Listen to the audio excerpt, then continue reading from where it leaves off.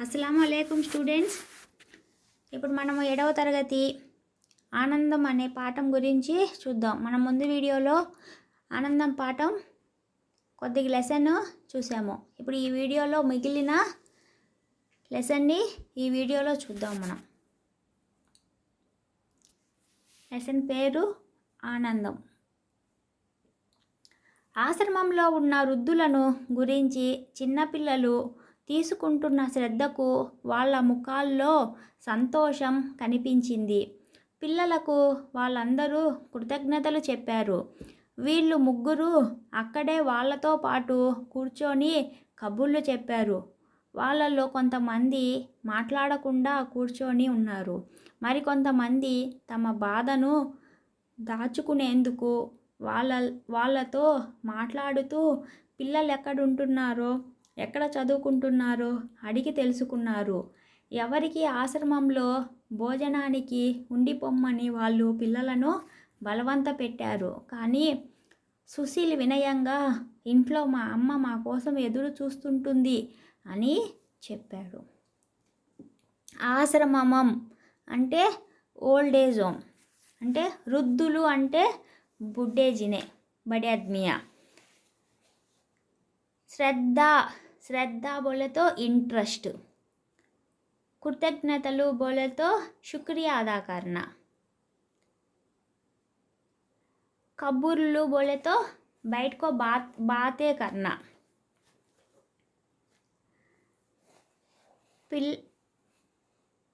ఆశ్రమం बोले तो వాళ్ళు ఉండే ప్లేస్ అంటే ఎవరన్నా మా అంటే బడే ఆద్మియా రహే సో జగ ఓల్డ్ ఏజ్ హోమ్. బలవంత పెట్టారు అంటే మజ్బూర్ కర్నా. వినయంగా అంటే ఇజ్జత్ కే సాత్. చూద్దాం. 2 రోజుల తర్వాత పిల్లలు మరికొన్ని పూలు పట్టుకొని అక్కడికి వెళ్ళారు. మళ్ళీ వాళ్ళతో కబుర్లు రోజంతా ఏం చేస్తూ ఉంటారని వాళ్ళను సుశీల్ అడిగాడు. మాటల మధ్య ఏముంది, కాసేపు కూర్చుంటాం, కొద్దిసేపు దైవ ప్రార్థన చేసుకుంటాం, కాసేపు మాట్లాడుకుంటాం, భోంచేస్తాం, పడుకుంటాం. ఈ వయసులో అంతకన్నా ఏం చేయగలం అన్నారు వాళ్ళల్లో ఒకతను. అంటే కాలక్షేపానికి ఇంకేం లేదన్నమాట, కనీసం టీవీ కూడా? సాగర్ ఆశ్చర్యపోతూ అడిగాడు. ఒక పెద్దాయన దగ్గుతూ అన్నాడు. ఇది వరకొక బ్లాక్ అండ్ వైట్ టీవీ ఉండేది. అది చెడిపోయి మరమ్మతుకు వెళ్ళింది, మళ్ళీ వెనక్కి రాలేదు. వారపత్రికలు వస్తుంటాయి, అప్పుడప్పుడు అవి చదువుకుంటాం. పిల్లలకు చాలా బాధ కలిగింది, సిగ్గు వేసింది కూడా. తమకైతే అన్నీ ఉన్నాయి, అయినా ఎప్పుడూ ఏదో ఒకదానికి గొడవే. ఇంటికి వెళితే తరువాత వృద్ధాశ్రమానికి గురించి, అక్కడుండే వాళ్ళను గురించి, కాలక్షేపం కోసం వాళ్ళకేమీ లేకపోవడం గురించి చర్చ జరిగింది. ఇక్కడ చూడండి, 2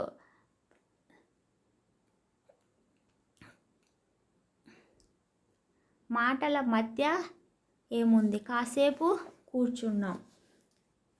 కూర్చున్నాం అంటే బయటన. భోంచేస్తాం बोले तो खाना. దైవ ప్రార్థన చేసుకుంటాం, దైవ ప్రార్థన बोले तो ప్రేయర్ करना. మాట్లాడుకుంటాం बोले तो బాత్చీత్ करना. కాలక్షేపం बोले तो టైం పాస్. ఆశ్చర్యపోతూ అంటే సర్ప్రైజ్. మరమ్మతుకు అంటే రిపేర్కు జానా. వార్తాపత్రికలు बोले तो న్యూస్ పేపర్.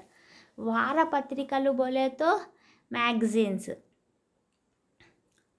సిగ్గు వేసింది बोले तो శర్మానా.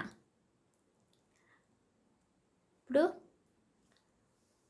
పిల్లలు ముందు స్టోరీలో మనం ఏం చేసాము, పిల్లలు ఒక ఫ్లవర్ వాస్ తీసుకొని వృద్ధాశ్రయానికి వస్తారు కదా. అంటే బడే ఆద్మియా రహే సో జగह उन आको रतीनामा आने के बाद उन्हों बच्चे तैयार करी सो फ्लावर बोके उसको किसको देता, बड़े आदमियों को देता। बड़े आदमी दिए तो वो लिए को उधर है सो बड़े आदमी बड़ा खुश हो जाती। बड़े खुश होने के बाद वो बच्चे के साथ बैठ को जरकोत बातें करती। बातें करने के बाद क्या करती, खाने का वक्त होती। तब खाने का वक्त हुआ तो वो बड़े आदमियाँ वो बच्चों को खाने के वास्ते बुलाई तो वो बच्चे में है सो एक जिने कौन सुशील क्या बोलती उनको, बड़े आदमियों को, नहीं हम आपके साथ खाना खा सकती नहीं, हमारे वास्ते हमारी अम्मी घर में हमारे इंतज़ार करती रहती कर को बोल को उन 3 जिने वहाँ से उनका घर को वापस चले जाता।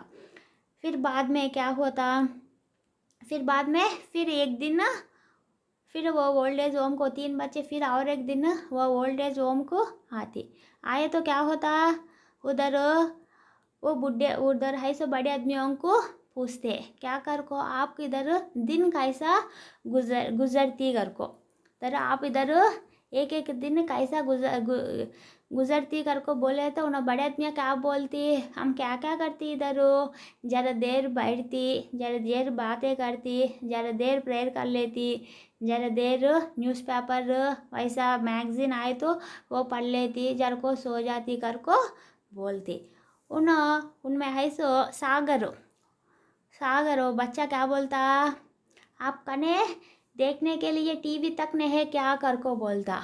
उन्होंने क्या बोलता, एक बुढ़ा क्या बोलता, नहीं हमारे कने टीवी तक नहीं कर को बोलता। एक जिन्हें क्या बोलता, पहले एक ब्लैक एंड वाइट टीवी हमारे कने रहा, फिर वो ख़राब हो को मैकेनिक के पास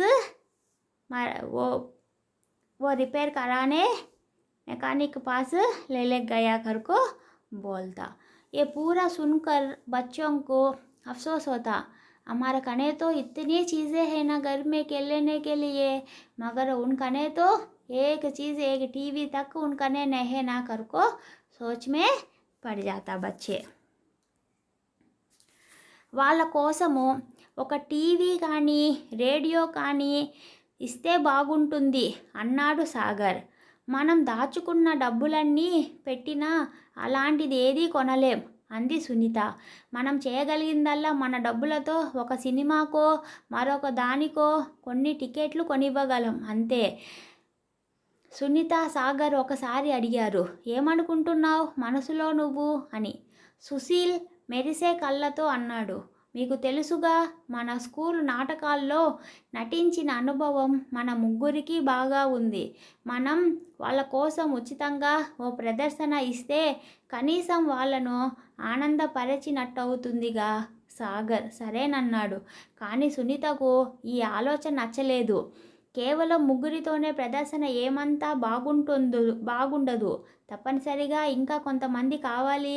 మరి ఇదంతా మన వల్ల అవుతుందా అని. తోటమాలి తాతయ్య, సావిత్రి పిన్ని స్టేజీకి వెనుక మనకు తప్పకుండా సహాయం చేస్తారు, నాకు తెలుసు అన్నాడు సాగర్. స్కూల్లో నితిన్ అని నాకో స్నేహితుడున్నాడు, మీకు గుర్తుంది కదా. నితిన్ ఈ నాటకంలో పాల్గొంటాడు, ఇంకా కొంతమందిని తీసుకొని వస్తాడు కదా. సునీత ఒప్పుకుంటూ ఇలా అంది, మనం దీన్ని ఒక చారిటీ షో లాగా చేస్తే బాగుంటుంది. కొన్ని టికెట్లు పొరుగు వాళ్లకు అమ్ముదాం. ఇలా మనం జమ చేసే డబ్బుతో కనీసం రేడియో సెట్ అయినా కొని ఇవ్వచ్చు కదా. సో ఆలోచిస్తున్నాడు బోలేతో సోచన. నాటకాలు బోలేతో డ్రామా डालना.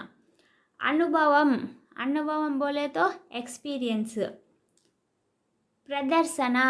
प्रदर्शना बोले तो ड्रामा शो डालना. ड्रामा का वो डालती ना बोले तो प्रदर्शना बोले तो शो करना. సహాయం చేస్తారు, సహాయం बोले तो हेल्प.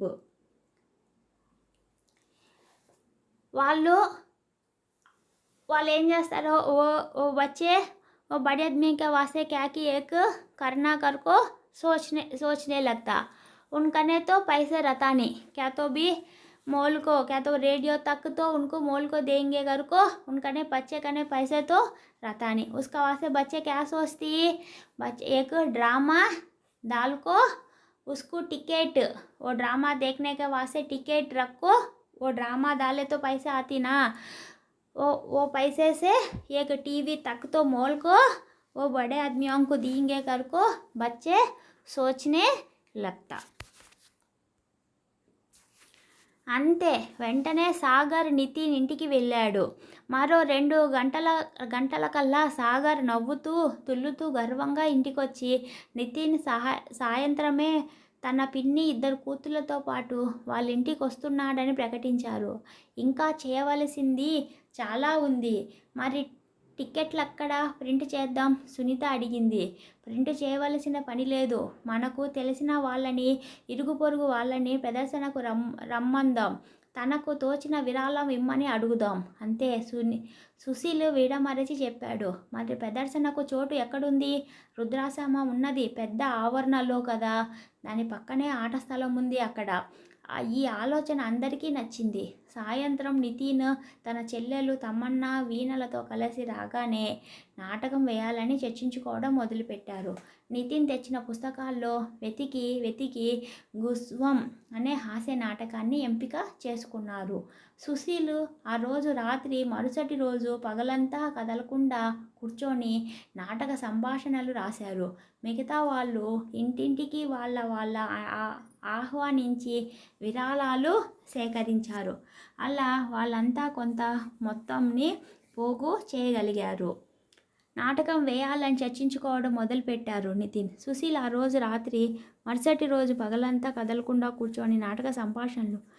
3వ రోజు నాటక ప్రదర్శనకు రిహార్సల్స్ మొదలయ్యాయి. స్కూల్లో నాటకాలు వేయడంలో అనుభవం ఉన్న నితిన్ ఈ నాటకానికి దర్శకత్వం వహించాడు. ప్రదర్శనకు ముందు వారం రోజులు ఎలా చేయాలో వాళ్ళలో తెలియలేదు. ప్రతిరోజు కనీసం 3 గంటలు రిహార్సల్స్ చేసేవాళ్ళు. తక్కిన రోజు స్టేజి ఎలా ఉండాలి, దుస్తులు ఎలా ఉండాలి, ఇరుగు పొరుగు వాళ్ళని ఎలా ఆహ్వానించాలి, ఇలాంటి విషయాలు గురించిన చర్చే. చివరికి ప్రదర్శన రోజు రానే వచ్చింది. అంతకు ముందు రోజే పెద్దాశ్రమం నిర్వహించే మేనేజర్ దగ్గరి నుంచి అనుమతి తీసుకునేందుకు వెళ్ళారు. ఆయన ఎంతో ఆనందంగా అంగీకరించారు. అక్కడి వృద్ధులకు ఆశ్చర్యం కలిగేలా ఒకరోజు ముందు మాత్రమే వాళ్ళ కోసం తాము వేస్తున్న నాటకాన్ని గురించి చెప్పారు. ప్రదర్శన రోజున పొద్దుటి నుంచే పిల్లలు తమ కోసం వేస్తున్న నాటకం కోసం ఆ ఆశ్రమంలోని వాళ్ళంతా ఎంతో ఉత్కంఠతో ఎదురు చూడసాగారు. కర్రలు కట్టెన్లతో వరండాలో స్టేజి తయారు చేసుకొని తర్వాత ఎదురుగా ఉన్న ఆట స్థలంలో ప్రేక్షకుల కోసం బల్లలు కుర్చీలు వంటివి వేయడం జరిగింది. 100 మంది కూర్చునేందుకు వీలుగా ఆశ్రమంలో నుంచి కొన్ని, ఇరుగు పొరుగు ఇళ్లలో నుంచి కొన్ని, తమ ఇళ్ల నుంచి కొన్ని కుర్చీలు సేకరించి తెచ్చారు. ప్రదర్శన బ్రహ్మాండంగా జరిగింది. పిల్లలు అద్భుతంగా నటించారని అందరూ అభినందించారు. నాటకంలోని హాస్య సన్నివేశాలు అందరూ విరగబడి నవ్వుతూ ఆనందించారు.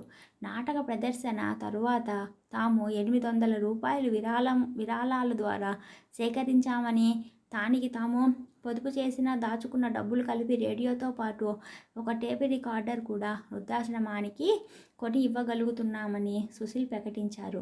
ఈ సెలవులను ఇలా పెద్దవాళ్ళ ఆనందం కోసం వినియోగించిన పిల్లలను చూసి వృద్ధులంతా చాలా ఆనందించారు, అందరినీ దీవించారు. అట్లాగా వాళ్ళు ఒక డ్రామా అనేది వేస్తారు. అది ఏ డ్రామా?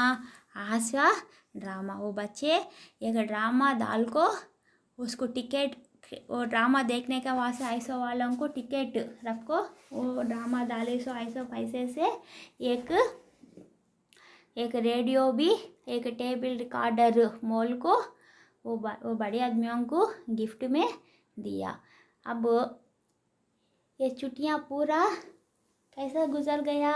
उन्होंने 3 बच्चे क्या कर रहा है? एक ड्रामा डाल को वो बड़े आदमियों को खुशी करने में वो ये छुट्टियाँ उन्होंने एंजॉय करा।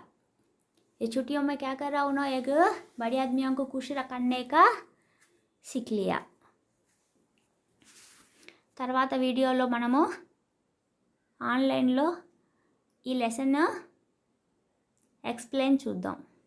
అల్లా హాఫీజ్.